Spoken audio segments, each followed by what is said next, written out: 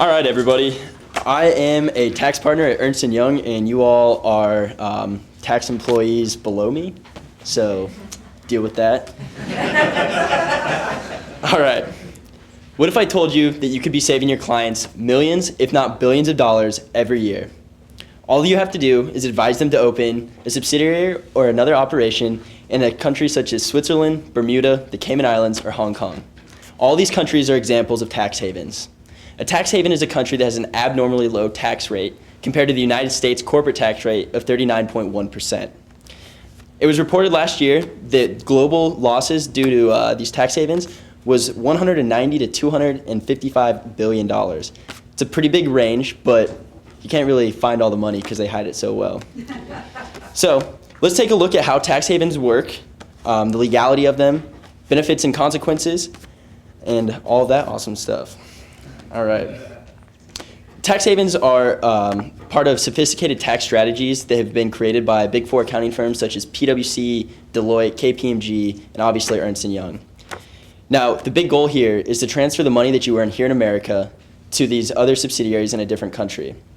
Now, it doesn't seem like an easy task to just simply open another operation in another country. Facebook in 2011 opened an operation in Ireland with 4 employees, and they generate millions of dollars in revenue every year. So it's very, very doable.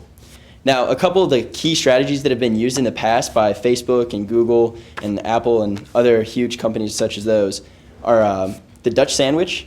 It's called the Dutch sandwich because it involves you open an operation in Germany and Ireland, and you funnel your money through to Germany and then back to Ireland, and it kind of sandwiches in some of the other countries.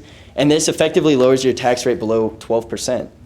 In 2014, Google's tax rate was below 5%, and Microsoft had an effective tax rate of 1.02%. Another tactic is the double Irish.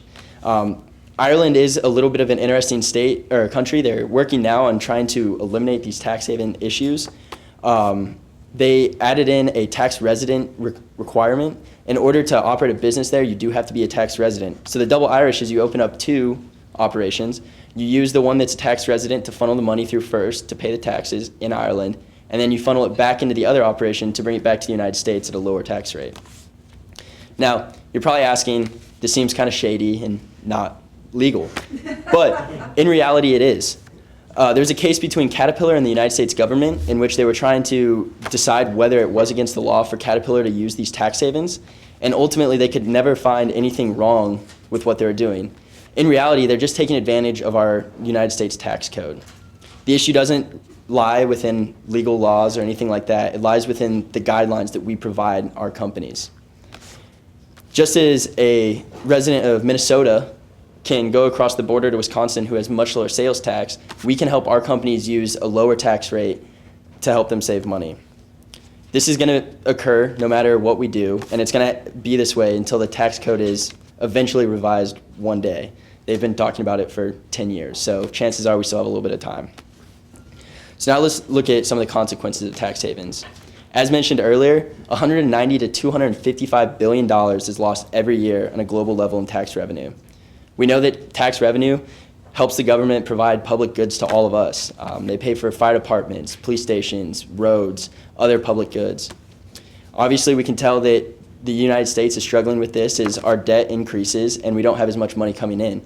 As of today, the United States is at $17.2 trillion in debt, and obviously if companies keep working these tax havens, it's going to keep increasing. Google, for example, reduced their tax liability by $60 billion last year, and this was all through use of a tax haven. Now you're looking at it going, okay, they're taking money from the government, how is it helping us?